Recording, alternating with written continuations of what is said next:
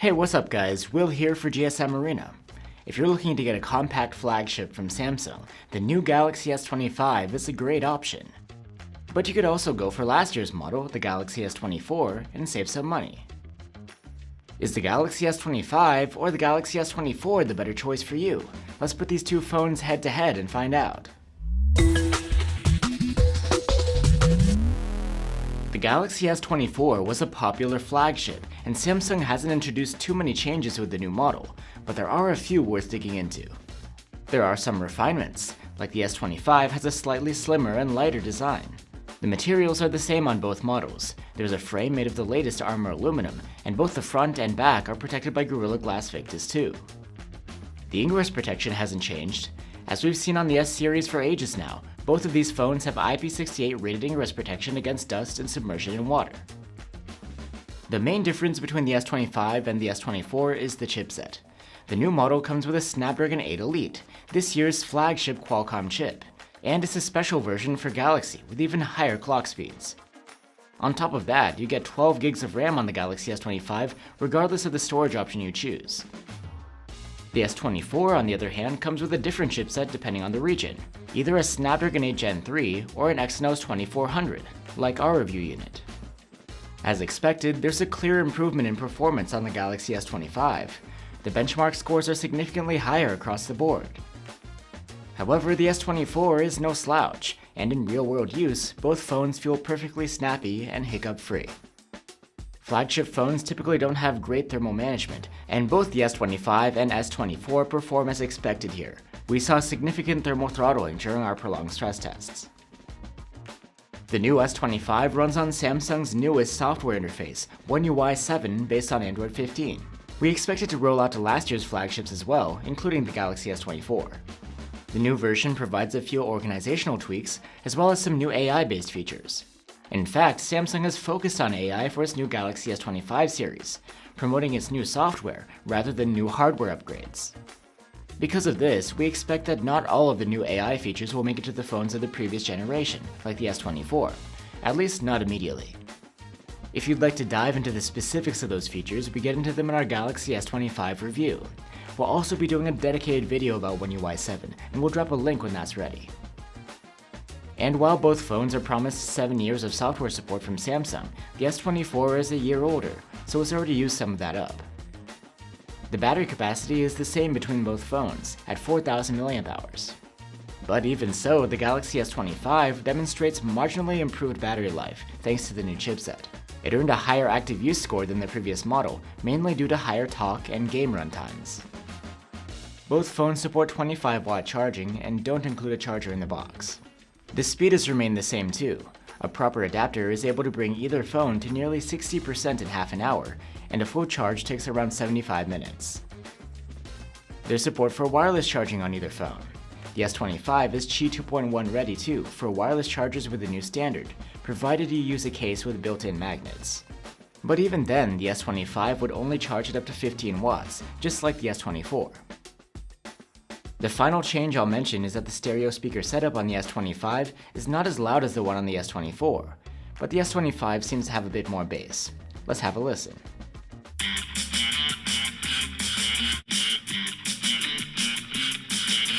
I'm wide awake, but you're a nightmare.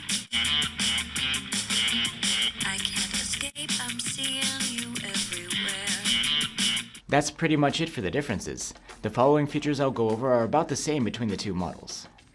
Both phones have the same OLED display. It's 6.2 inches with a 1080p resolution and an adaptive 120Hz refresh rate. The display looks good on both the S25 and S24, with plenty of sharpness and contrast. There's support for HDR10 Plus video content as well. You get the same good screen brightness on either phone. We measured a maximum of over 1400 nits in auto mode in bright conditions. And thanks to LTPO tech, the display's smooth 120Hz refresh rate is extra adaptive to save energy. When idling, it's able to dial down to 24Hz, or even as low as 1Hz in certain situations. You can wake up and unlock either phone with an ultrasonic under-display fingerprint reader. And you can get these phones with 128, 256, or 512 gigs of storage on board. That's not expandable through microSD card. The cameras of the vanilla S series flagships have been the same for years now. On the back of either of these phones, there's a 50 megapixel main cam, a 10 megapixel 3x zoom, and a 12 megapixel ultra-wide cam. But has the new chipset affected the camera performance? Let's have a look. Even though our camera samples were taken on different days, it's clear that the two phones deliver near identical stills with comparable quality, at least during the day. Both phones produce daylight stills with a good amount of detail, wide dynamic range, and punchy colors.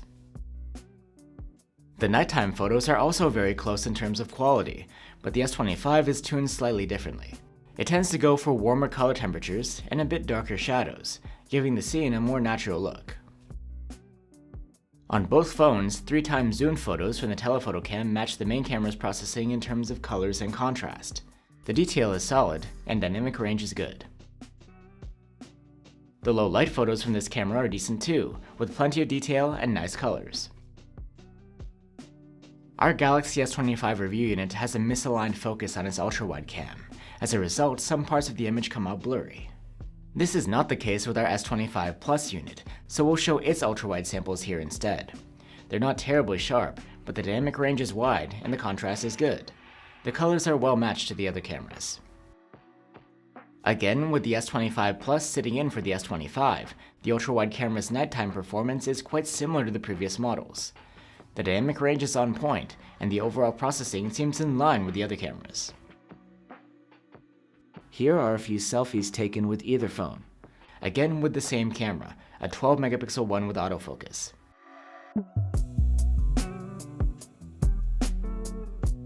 And here's a look at 4K selfie videos.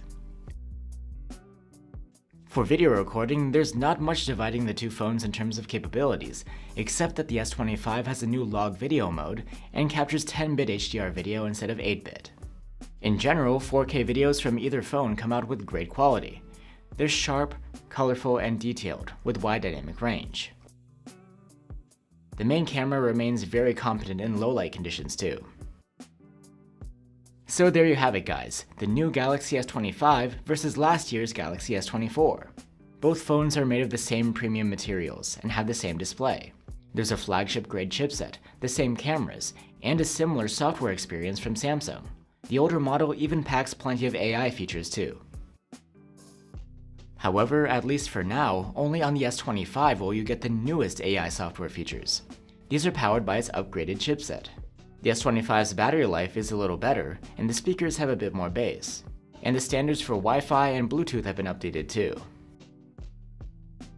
The Galaxy S24 doesn't bring specific advantages over the S25, but is able to provide nearly the same user experience for a much lower price. In the end, the S25 is a slightly better, more refined phone, but when you consider the price difference, you might be better off going for the S24. Thanks for watching, and I'll see you on the next one.